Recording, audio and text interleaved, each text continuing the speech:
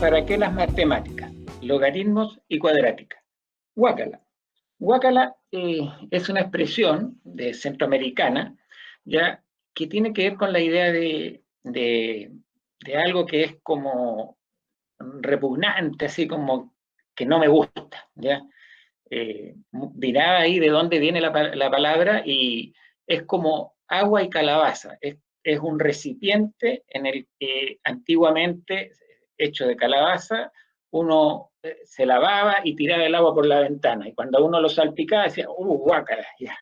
En ese sentido, si pensamos en la matemática, a muchos estudiantes le da un poquito de repugnancia o algo así como que no me gusta. Entonces, la pregunta, ¿para qué las matemáticas, logaritmo y la cuadrática, nos lleva a esta reflexión, ¿ya? Esta reflexión en que queremos hacernos la pregunta de por qué enseñamos matemática y en particular el tema del puntual, así, los logaritmos, la función cuadrática. Entonces, bueno, la matemática es una ciencia que, digamos, está bastante percibible, ¿ya? En la naturaleza. Ahí tenemos un panal de abejas donde nos muestra hexágonos, cómo se conforman, eh, cómo podemos completar el plano, cuáles son las figuras que nos permiten la teselación del plano, teselar, digamos, poner un objeto con otro y vamos encajando. Tenemos una representación del universo aquí, del sistema solar, ¿ya? Y nos ubicamos ahí ciertas elipses, o sea, estamos viendo que la matemática está presente en las obras de arte, ¿ya? En arquitectura, también en el recorrido de los misiles, en la preparación de la guerra, y todos estos movimientos parabólicos que tienen bastante que ver con la función cuadrática, que es lo que vamos a ir reflexionando como un ejemplo de tema matemático. Lo vemos en la erupción de un volcán, cuando saltan los delfines en el mar, cuando se lanza un hombre, un piquero, digamos, en los deportes también, el lanzamiento de la pelota, ya sea básquetbol, tenis, digamos, golf, distintos deportes, voleibol, y también presente en la ingeniería, cuando todo esto es la parábola presente, la parábola que, digamos, vamos a ver que tiene que ver con la ecuación de segundo grado. Ya vemos ahí el puente de San Francisco en rojo a la izquierda, que, digamos, la fuerza para que el puente resista a los autos y no tambalee, sino que se mantenga recto, entonces se les pone unas cadenas, ¿ya? Y ahí se va equilibrando las fuerzas. Después vemos otros puentes que también tienen otra forma, digamos, también son las parábolas, pero busca este equilibrio de las fuerzas, ¿ya? Es decir, cómo la matemática está ejecutándose ahí para que cumpla un fin en este caso, que es lograr unir dos puntos muy lejanos, ¿ya? Conteniendo la fuerza. Bueno, y en las luces, en las aguas, en los fuegos artificiales, y todas estas cosas que nos encantan, que a mucha gente la congrega para ver las bellezas, ver la creación del hombre, ver el éxito, ¿ya? Y vamos viendo estas maravillas eh, que, que, son los fuegos artificiales y las fuentes de colores, ¿ya? Y por otro lado, telescopios, radioscopios, focos de auto, naves que están orbitando, y todas con este temita de la parábola, ¿ya? Todo lo que hemos hablado, ¿ya? Y bueno, este estudio de las parábolas viene de muy antiguo, ¿ya? 200 años antes de Cristo, Apolonio de Perga, hay más de un Apolonio en la historia de la matemática, estudia, digamos, este cono con aristas infinitas y las intersecciones de un plano. Entonces, un plano cortando un cono, y emerge la elipse, el círculo, la parábola, la hipérbola, y una de estas, digamos, de estas figuras ya es la parábola. Sí, ¿cuál de ellas es la parábola? La que se genera con este corte, de manera de que eh, el manto del cono, ya, o si uno lo pone en paralelo con el plano que está cortando, entonces ahí uno tendría la posibilidad de construir una parábola. ¿Y en qué medida? Si uno lo va girando, girando hasta que cambia el ángulo y sale, entonces se transforma en elipse. Si lo pone hacia el otro lado y se topa con la de arriba, entonces pasa a ser una hipérbola. Un caso particular de estas cónicas viene a ser la parábola, que es la que hemos estado mostrando en las figuras de la naturaleza y de construcciones humanas. La cuadrática ya es un tipo de un tipo de función, un tipo de elemento matemático, ya, y que tiene su historia, ya decía del año 200 antes de Cristo, ya, y nos permite entrar a la modelación matemática.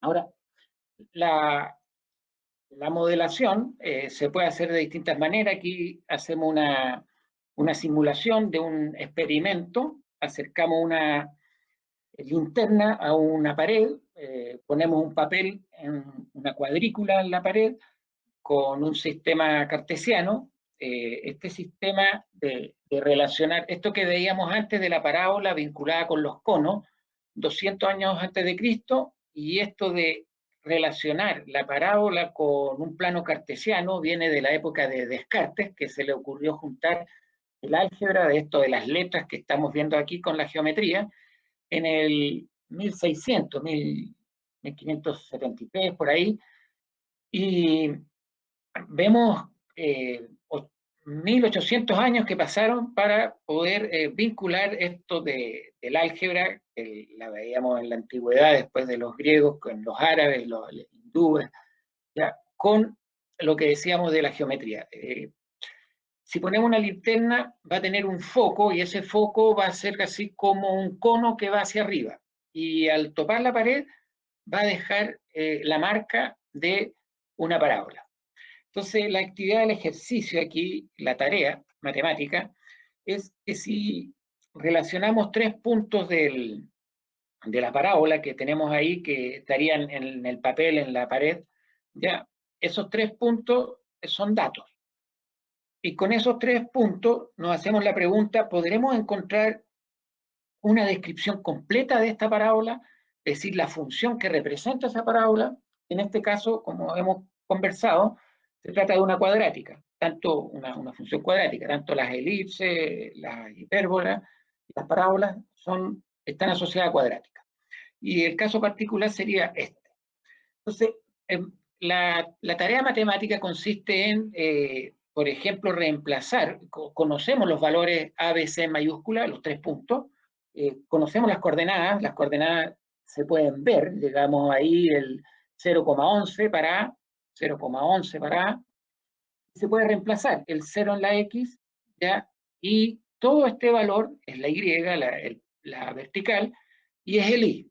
Entonces tenemos que al reemplazar con 0 nos queda 0x cuadrado, o sea, 0 al cuadrado por A, 0 más B por 0, todo esto es 0, o sea, esto es C. Y C coincide con el 11. Entonces ya vamos despejando el A y podemos seguir matemáticamente reemplazando el 11, generando un sistema de ecuaciones de segundo grado, despejando, y logramos encontrar la ecuación de segundo grado. Entonces, a partir de tres puntos, ya obtenemos la representación algebraica de la parábola completamente. Así, ahí la tenemos como dominada matemáticamente. Esta actividad de partir de una situación real a, a la expresión matemática es el proceso de modelación. En este caso es una modelación con un modelo conocido, que es la parábola, ¿ya? Pero igual es un proceso matemático de modelación. Cuando las personas en el mundo vemos la matemática en los puentes, en diversas manifestaciones científicas, tecnológicas, de la naturaleza, nos cuesta ver la matemática, pero vemos, de alguna manera la vemos. Cuando estamos regando el jardín y vemos cómo cae el chorro del agua, está la parábola ahí. Y tiene sus propiedades, tiene un valor máximo, bueno, cuando está cóncava hacia abajo, etcétera, ¿ya? Y tiene varios elementos, un vértice, los elementos del vértice están relacionados con los coeficientes de la parábola, y hay un montón de regularidades que van emergiendo. Entonces, el darse cuenta de todo eso, de ver la realidad y relacionarlo con esta matemática de los números, de las letras, es una cosa un poco tortuosa para el alumno, ¿ya? Entonces, el Huácala viene en ese sentido, en que, claro, es muy bonita la matemática, ya mostrando todos estos elementos que están acá, es algo que vale la pena estudiar, pero cuando entramos a los números, cuando entramos al problema aquí, viene en que se pone complicado. ¿Y por qué se pone complicado? ¿Ya? Porque hay muchos conocimientos previos, se requiere adquirir muchas habilidades, adquirir muchos conocimientos para ir dominando estas cosas, ¿ya? Y ese es el gran desafío. Por ejemplo, aquí tenemos un segundo problema, en que también se ocupa la parábola, y este problema se presenta con otro contexto. Se tiene 600 metros de una cerca, de una reja, para construir un corral. Esto es, digamos, un típico problema escolar, ¿no? Un corral rectangular apegado a una pared, y la pregunta es, ¿cómo hago este rectángulo para que el área sea máxima? Entonces, se trata del área de un rectángulo, y el área está dada por una fórmula, alto por ancho, largo por ancho, como se quiera decir, largo por ancho en este caso. Entonces, un valor es X, el otro es el Y, ¿ya? Pero podemos despejar el X con el Y, porque este es X, y con este me da 600 metros, que es el dato del tamaño de la reja. Entonces, los 600 metros es igual a X más X, los dos están, más el Y. Despejo el Y y tengo acá que X por Y se transforma en esta expresión. Y esto es una cuadrática nuevamente, 2X cuadrado negativo con 600X, y el coeficiente C sería 0. Entonces tenemos esta ecuación cuadrática y podemos encontrar el, el valor máximo del área, que sería, si nos imaginamos que va variando la X, ya en algún momento este nos da el valor del vértice, hay una X particular, que es la que corresponde al vértice en la parábola, y lo encontramos con nuestros coeficientes que conocíamos, que es el B y el 2A. Entonces, con esos coeficientes, ustedes me dirían, bueno, ¿y cómo sabe qué es ese coeficiente? Bueno, eso, ahí es donde está la matemática, que si tenemos las dos raíces, las soluciones las podemos encontrar. ¿Se acuerdan ustedes de una fórmula? Menos B más menos raíz de B cuadrado. Todas esas cosas uno las va construyendo. Entonces, uno puede encontrar el vértice, bueno, si está en curso de cálculo, hace la derivada, ¿ya? Pero si está en la educación secundaria, entonces es el punto que está al medio entre los dos, digamos, la intersección de la parábola con el eje, el eje X, donde el X vale, el Y vale 0, ¿ya? Entonces uno encuentra, hace valer Y igual 0, encuentra los dos valores en que la parábola intersecta el eje, las X, y el punto del medio nos da el vértice. La cosa es que lo podemos encontrar. Y al encontrarlo, lo reemplazamos, ¿ya? Y determinamos el valor 150, ¿ya? Para el valor de X, y al reemplazar aquí 300 para el valor de Y, y ese par ordenado 150, 300 nos está dando este valor de acá, que es el ancho 150 y el largo 300, que nos vendría a dar el área máxima. Entonces, la matemática nos permite resolver problemas, y no pareciera tan difícil, ¿ya? Pero fíjense que tenemos que tener conocimientos previos. que tenemos que entender lo que significan estas cosas, tenemos que saber factorizar, tenemos que saber multiplicar, tenemos que saber representar, y todas estas cosas se van logrando año tras año. Entonces, ¿por qué Guácala? ¿Por qué? Porque el aprendizaje de la matemática requiere del aprendizaje previo.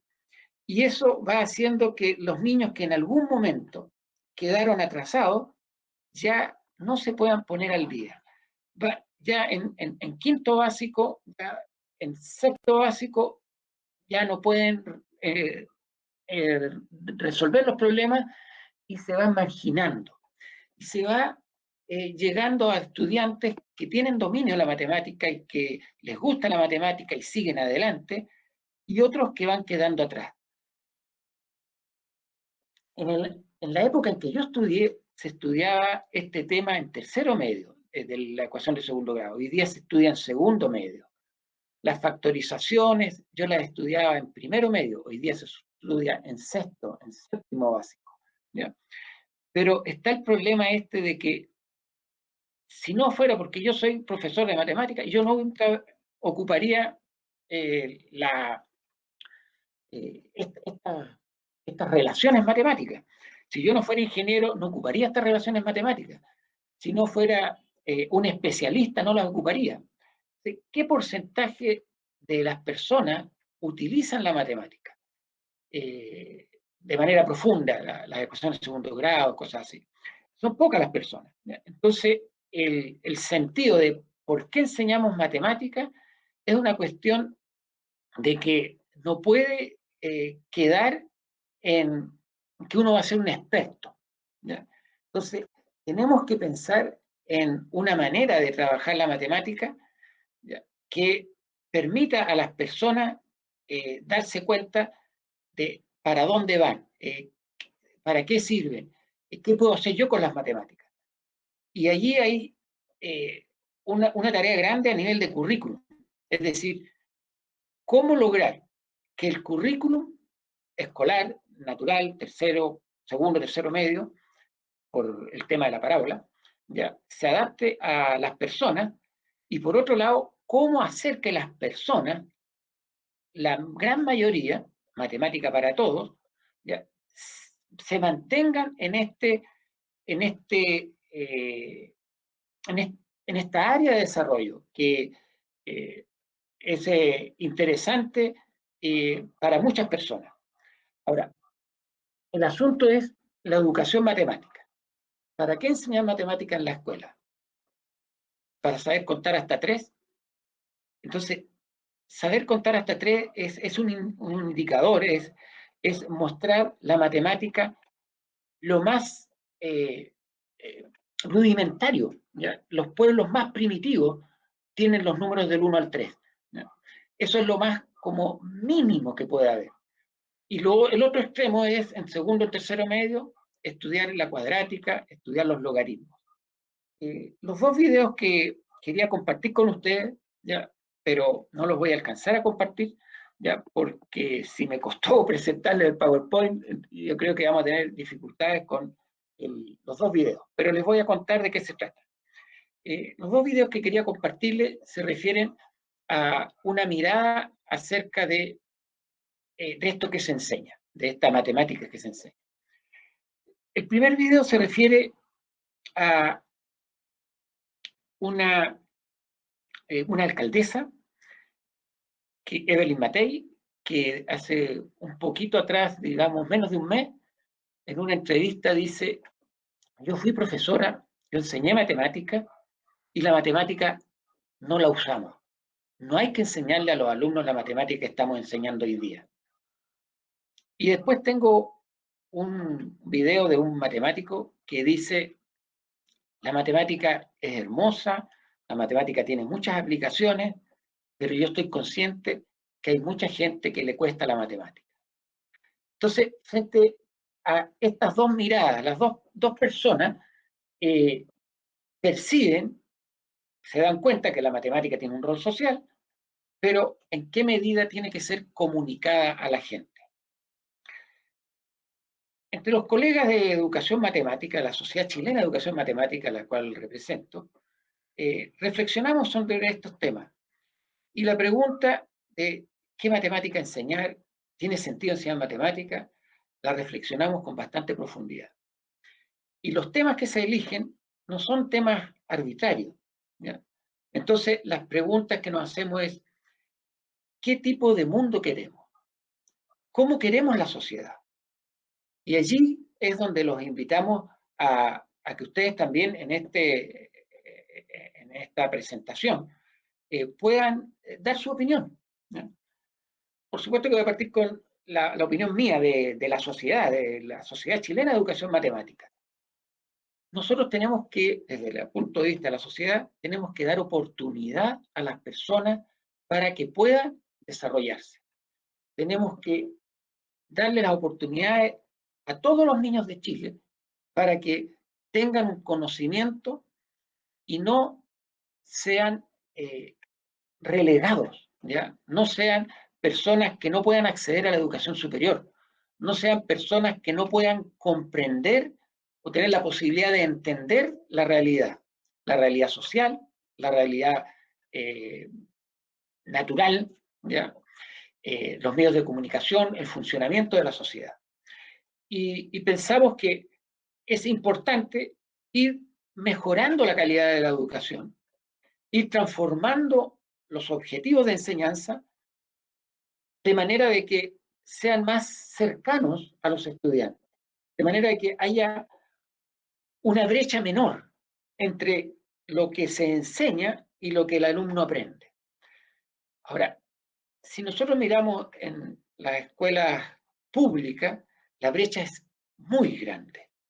Es decir, lo que está sucediendo en las escuelas, lo dan los datos tan simples como el CIMSE, es un desastre en términos de matemáticas.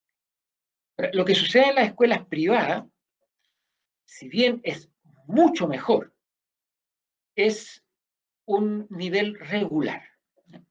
Entonces, aquí hay una problemática que tiene que ver con el currículum de matemática y tiene que ver con la manera en que enseñamos. Es decir, qué se enseña y cómo se enseña. El qué se enseña tiene que ser una matemática en que vayamos adaptando esto que veíamos del juego del cálculo a un cálculo que se integre con la tecnología. Es decir, la tarea de resolver el sistema de ecuaciones para encontrar la fórmula, para encontrar los coeficientes, lo vamos a tener que hacer. Pero en vez de hacerlo a mano, ya podemos recurrir a la calculadora, podemos recurrir al computador, podemos recurrir a las herramientas de graficación, de GeoGebra. Y todo eso, por supuesto que no es de un día para otro, no es que el estudiante aprenda a usar un software como GeoGebra en 5 minutos, sino que es algo que tiene que ir esforzándose y lográndolo. Se puede lograr. Por un lado está el currículum, que tenemos que ir transformando el para qué estamos enseñando, cómo enseñar. Y en ese cómo enseñar significa cambiar la manera de relacionarse con los alumnos. La ejercitación es importante, la ejercitación se necesita más diálogo, se necesita más interacción, más modelación, más sentido, ¿ya? Se necesita una apertura hacia la matemática. Y esa apertura es una disposición tanto de profesores como de estudiantes. Ahora, yo mencionaba bueno, fue senadora ya, señora Patey, mencionaba ella que debiéramos tener la mitad de la matemática que enseñamos. La solución no está o sea, es parte de la solución, ya, enseñar menos matemáticas, ya, pero la solución no está en decir la población no es capaz, ya, sino que la solución está en buscar un acercamiento. Y el acercamiento requiere de de ambas personas, digamos, el profesor, el currículum, pero también el estudiante.